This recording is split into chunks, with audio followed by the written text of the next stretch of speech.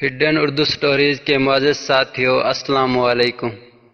Urdu stories سے related اور ہر طرح کی سٹوریز دیکھنے کے لیے ہمارا چینل سبسکرائب کریں اور بیل کے بٹن کو دبا کر آل پریس کر دیں۔ واقعہ عاشق جن کا حصہ دو۔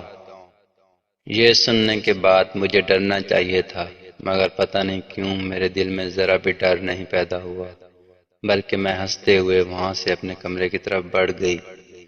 کمرے میں جانے کے بعد مجھے یاد آیا کہ ملازمہ کہہ رہی تھی۔ جب میرے ذہن میں وہ بات میں واپس گھومی تو میرے پسینے چھوٹ گئے۔ مجھے یکدم کمرے میں خوف محسوس ہونے لگا، جیسے کمرے میں کوئی موجود ہو اور مجھے دیکھ کر مسکرا رہا ہو۔ میں نے بچپن کے بعد پہلی دفعہ زندگی میں جو کچھ بھی ٹوٹا پھوٹا قرآنی آیات یاد تھیں دل میں پڑھنی شروع کر دی، تو ڈر کچھ کم ہوا، مگر دیکھے جانے کا احساس لگاتار محسوس ہوتا رہا۔ میں فریش ہونے کے بعد کپڑے بدل کر کمرے سے باہر نکل گئی اور دل میں فیصلہ کر لیا کہ اپنے دوست کو اس کے بارے میں بتا دوں گی اور آج اس کمرے میں نہیں سوؤں گی، مگر مجھے کیا پتا تھا کہ قدرت میرا فیصلہ پہلے ہی لکھ چکی ہے۔ باہر سب جمع تھے کیونکہ مزار شریف کا سلطان بہو رحمۃ اللہ علیہ پر جانے کا پروگرام تھا۔ جیسے ہی میں سب کے پاس پہنچی، کمرے والی بات میرے ذہن سے یوں غائب ہوئی جیسے میرے ساتھ ایسا کچھ ہوا ہی نہ ہو۔ ہم دو گاڑیوں میں مزار شریف کی طرف روانہ ہوئے۔ راستے میں بھی بارہا مجھے کسی کے ساتھ کا احساس ہوتا رہا، مگر میں چاہ کر بھی کسی کو اس بارے میں نہیں بتا سکی۔ جب بھی ارادہ کیا بتاؤں، میرا ذہن بالکل صاف ہو جاتا۔ مزار شریف پر جب ہم پہنچے تو اتنا رش نہیں تھا۔ عوام کا مزار شریف کے سامنے موجود وضو خانے سے سب نے وضو کیے۔ میں جیسے ہی وضو کر کے نیچے اتری، ایک فقیر نے جس کے بال مٹی میں اٹے ہوئے تھے یکدم میرے سامنے آ گئی۔ فقیرنی کا حلیہ دیکھ کر میں ڈر کے پیچھے ہوئی اور وضو خانے کی سیڑھیوں پر گر گئی۔ فقیرنی میری طرف دیکھتی رہی اور پھر بولی، ایسی چیزوں کو ساتھ لے کر اللہ والوں کے پاس نہیں آتے۔ میں نے کہا میں سمجھی نہیں، تو اس نے کہا یہ کمبخت جو تیرے سر پر چڑھ کے بیٹھا ہوا ہے، اتار اسے۔ میں نے کہا مجھے تو کوئی نہیں دکھ رہا۔ اس نے کہا جھوٹ بولتی ہے، تو جانتی ہے وہ تیرے ساتھ ہے، مگر اس نے تیری زبان باندھ دی ہے، تو بول نہیں سکتی۔ جا چلی جا، واپس یہاں سے جا کر اپنے گناہوں کی معافی مانگ، جان چھڑوا اس سے، ورنہ یہ ساری زندگی کا روگ بن جائے گا۔ میں نے کہا کہ کیسے جان چھڑاؤں؟ تو اس نے کہا جا ڈھونڈ، اب تیری زندگی تلاش میں ہی گزرے گی۔ اسی دوران مجھے دوست کی بہن نے آواز دی کہ وہاں کیوں بیٹھ گئی ہو، آ جاؤ۔ جب میں نے واپس فقیرنی کی طرف دیکھا تو وہاں کچھ بھی نہیں تھا۔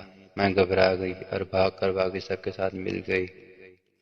دوست کی بہن نے پوچھا اب وہاں کیوں بیٹھ گئی تھی؟ ہم آپ کا انتظار کر رہے تھے۔ میں نے کہا کہ مجھے اس فقیرنی نے روک لیا تھا۔ انہوں نے کہا کون سی فقیرنی؟ اب تو اکیلی بیٹھی تھی وہاں۔ یہ سن کر میں اور پریشان ہو گئی۔ خیر اندر گیا، مزار کی دعا کے ذہن میں عجیب عجیب سے خیالات آ رہے تھے۔ گڑ گڑا کر دعا مانگی کہ اب کوئی گناہ نہیں کروں گی، بس اس سے جان چھڑوا دو، کیونکہ اب میں حقیقتاً پریشان ہو گئی تھی۔ وہاں سے واپسی پر ہم مائی ہیر کے دربار پر آئے۔ وہاں بھی مجھے وہ فقیرنی نظر آئی۔ جب میں نے اپنے دوست کو کہا کہ وہ دیکھو وہ فقیرنی، تو اس کو وہ نظر نہ آئی۔ اس نے کہا کہ تمہیں وہم ہو رہا ہے۔ پتہ نہیں کیسے میری زبان کھل گئی اور میں نے ساری تفصیل اپنے دوست کو بتا دی۔ ساری تفصیل سننے کے بعد وہ بھی پریشان ہو گیا اور مجھے کہا کہ کل کو میں تمہیں قریب ہی موجود کسی بزرگ کے پاس لے جاؤں گا۔ آج رات تم چھوٹی بہن کے ساتھ سو جانا۔ میں نے کہا ٹھیک ہے۔ رات میں اس کی چھوٹی بہن کے ساتھ سوئی۔ دیکھے جانے کا احساس تو رہا، مگر اس سے زیادہ کچھ نہ ہوا اور رات گزر گئی۔ صبح ناشتے کے بعد میں نے دوست سے کہا کہ چلو مجھے وہاں لے چلو، تو اس نے کہا چلو۔ ہم اس کے گاؤں کے ساتھ کہ ایک دوسرے گاؤں میں پہنچے۔ میرے خیال میں وہاں اس نے پہلے ہی اطلاع کر دی ہوگی، کیونکہ کافی لوگوں کی موجودگی کے باوجود ہمیں پہلے ہی اندر جانے دیا گیا، یا کوئی اور وجہ رہی ہوگی۔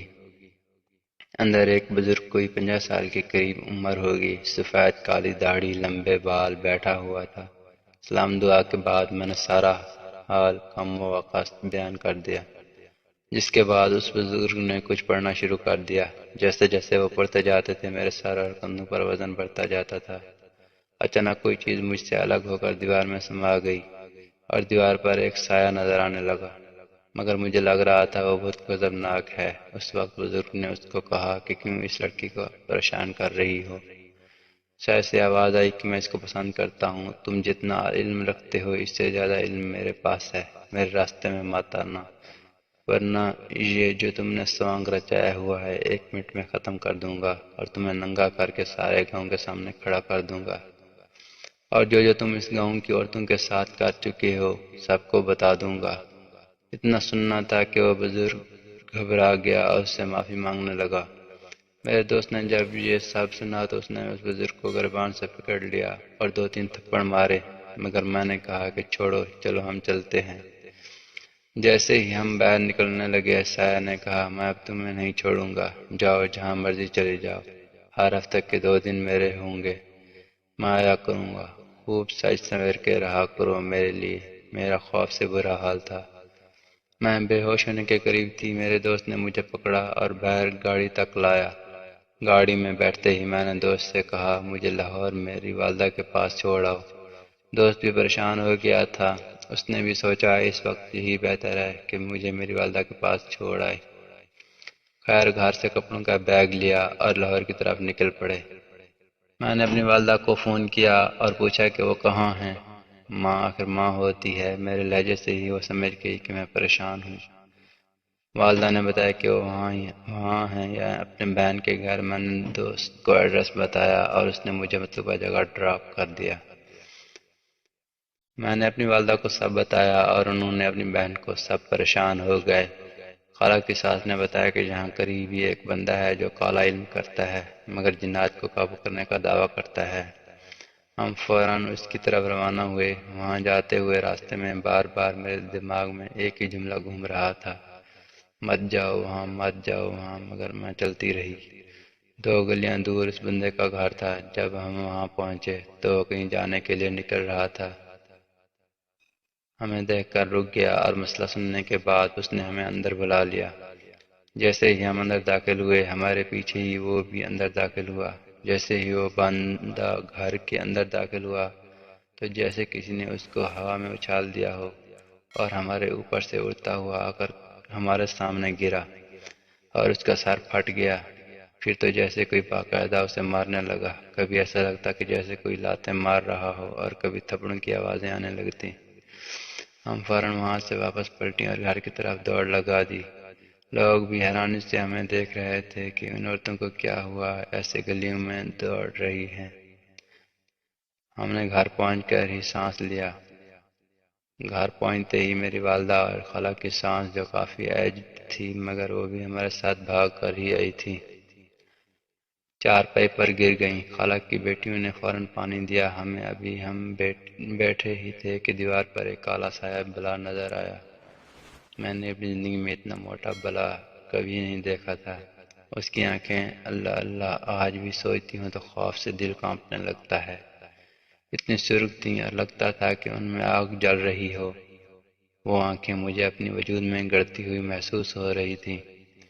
اچانک میرے ذہن میں جیسے الفاظ ٹائپ ہونا شروع ہو گئے، میں نے تمہیں کہا تھا نا میں تمہیں پسند کرتا ہوں، تم بھی مجھے پسند کرو اور ان بابو عملوں کے چکر میں نہ پڑو، ان سے زیادہ علم میرے پاس ہے۔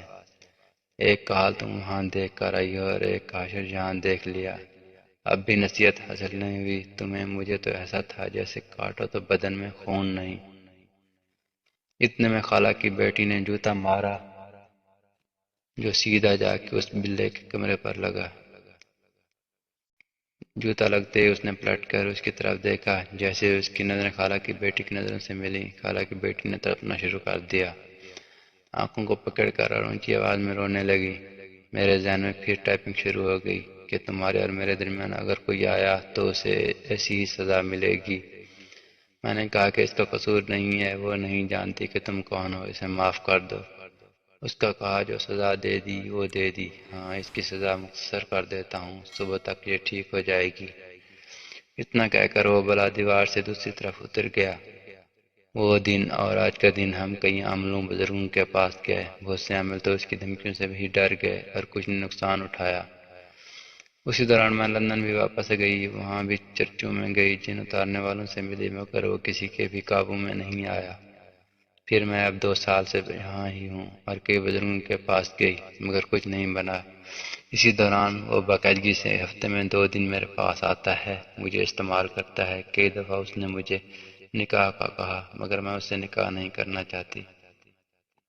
اس کے استعمال کرنے کے بعد میری حالت ایسی ہو جاتی ہے جیسے میں صدیوں کی مریض ہوں اور میرے بدن میں خون بالکل ختم ہو گیا ہو۔ اب میں تھک گئی ہوں، میں اب برداشت نہیں کر سکتی۔ کسی نے مجھے آپ کے استاد محترم کا بتایا، ہم ان کے پاس گئے تو وہ بہت بیمار ہیں۔ پھر ان کے ایک مریض نے کہا کہ ان کا ایک شاگرد ہے، آپ اس سے مل لیں، ہو سکتا ہے وہ آپ کی کچھ مدد کر سکے۔ پھر اس کے کہنے پر ہم آپ کے پاس آئے ہیں۔ تیسرا اور آخری حصہ دیکھنے کے لیے دوسری ویڈیو کا وزٹ کریں۔